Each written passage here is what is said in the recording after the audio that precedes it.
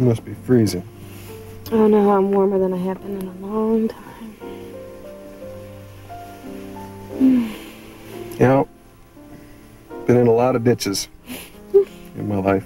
Can't say I ever made love with my wife in one. I feel like I've woken up from a nightmare. I'm safe in your arms.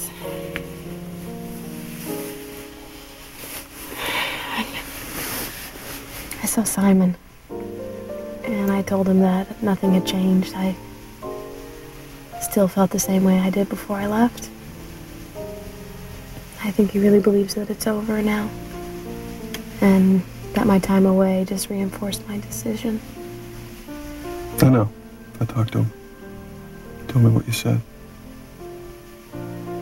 I'm sure there's something else that you want to know. I never made love with Simon. I swear.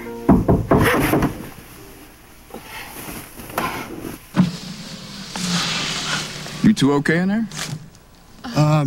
Yeah. Yeah, we just need a tow, officer. Other than that, we're fine, though.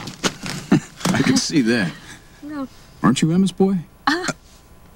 Yeah, I guess I am. I haven't been called that in a while. Like I said, we could use a tow. Our cell phone went dead. Sure thing. Thank you. Oh, I guess we're not fooling anybody. That state trooper knew exactly what was going on here, didn't he? Guess we should probably get dressed before we embarrass the tow truck guy, too. Emma's boy? Embarrassed, are you? The gossip that we're half-dressed in back seat of your truck? No, I'm not embarrassed. Stuff doesn't bother me. I mean, we're married, right?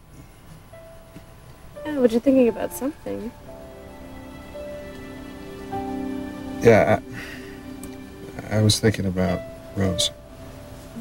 It was a beautiful love letter. The most beautiful words that I'd ever seen on paper. And what did all these beautiful words add up to? Just how happy he was that things were going so well with us. Them. Us was them last summer. He said he never had it so good. It? It. All of it. Everything beautiful. Especially the bigot. I don't have to paint a picture for that, do I? No, please don't. Where's my scrub brush? Hey.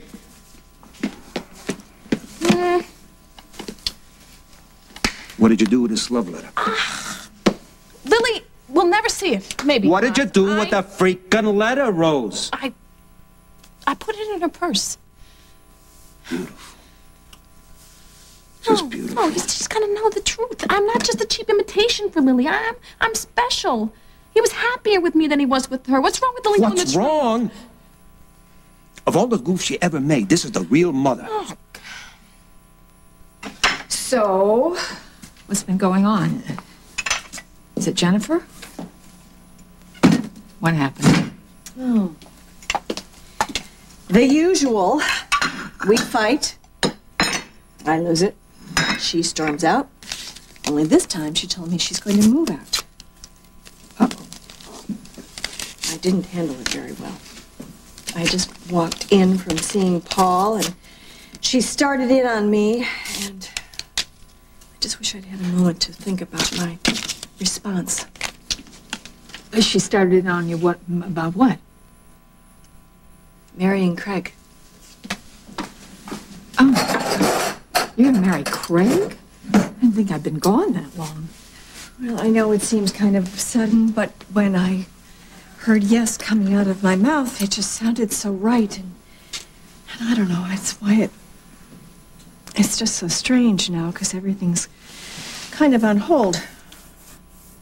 Why? You mean because of Jennifer's reaction? No, I'm not going to let my kids run my life, just like I'm not going to let Hal run my life. Honey, you know, in all fairness, I don't really think Hal or the children are trying to hurt you. They care about you. They want to make sure that you're protected. I know that in theory, it feels different. Which is why I went to see Paul. I wanted to tell him what was going on, and I told him how Hal has reacted to this, and he suggested that maybe I try to assuage a lot of people's reactions to this by asking Craig to sign a prenuptial agreement. What a smart boy. Yeah, I thought so too. It's just that Craig blew up. I tried to discuss it with him, and he told me that I didn't trust him, nor had I ever, and he walked out on me, and I hadn't heard from him since. Well, I'm sure that was very hurtful to you, but I have to say, I am so glad that you asked Craig to sign the agreement. Whatever your feelings are for the man, there's really nothing wrong with you trying to protect yourself. You know, now you sound like Hal. Oh. Kim, Craig is not after my money. He's not. A couple of weeks ago, I asked him I could help him because he was having a temporary business crunch, and he flat out refused. Honey, I'm not trying to disparage the man you say you love. It's just, don't you think it's possible there might be one or two things about him that you don't know? What's that music? What's it coming from? I think it's coming from outside.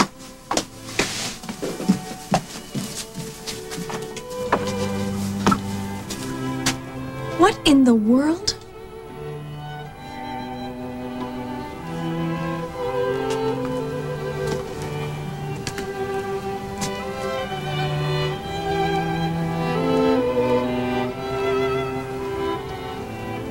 It's no big secret why I'm in here, Carly. Everybody knows I checked myself in. Just need time to rest and regain my equilibrium. Your equilibrium is just fine, honey. I have had an incredibly difficult time since I lost my baby. And then it got worse. You know when? When I realized that you were still chasing after my Why husband. don't you save that load for Jack? Don't dare try to sell it to me. This whole charade, committing yourself, acting like you're bananas, it's all part of your scam. It's not a scam. It is. And it all started with the day you told Winston Lowe where to find me. I never told Winston Lowe anything in order to hurt you, Carly, but everything that you have ever done has always been Stop done. it! And to think you actually had me believing that sorry little apology over the holidays. That was all part of the helpless routine. The campaign to keep Jack tied to you. You've got him so worried about your sanity, he can't be sure whether he's coming or going. Well, trust me, that is gonna stop. Oh yeah? What are you gonna do? You gonna crash one of my group therapy sessions, tell all my fellow patients how evil I am? You know, they do have real straitjackets here, Carly, and I'm sure they can find one in your size if you decide to cause trouble. Don't worry, Julia. Your fellow loonies are safe with me. The only reason I'm here is to tell you that I'm onto you. On to me? That's rich. And you're desperate. Desperate to hold on to a man who doesn't love you. You're so desperate you're willing to take up permanent residence here at Loopside Manor to do it. I am a very sick girl, Carly. I am. If you don't believe me, you just ask Dr. Michael. Oh, you're sick, all right, honey. Just not for the reasons that everybody thinks you are. You've got Jack and your shrink and who knows who else believing that poor little Julia just can't help herself. Poor Julia. So upset she kept the fact that Carly was kidnapped a secret. Poor Julia. So distraught she just had to pump 6 bullets into a corpse. And poor Julia, so worried that she would lose her husband after she lost her baby, that she just had to leave town. And all this time, you have known exactly what you've been doing. Perfecting your poor little waif act in order to keep your hooks in Jack. And that is what is sick. Because the truth is, you are as healthy as a horse. Maybe. Maybe you're right. But not just any horse, Carly. How about a multi-million-dollar racehorse? After all, I had it together enough to kill the one that belonged to you.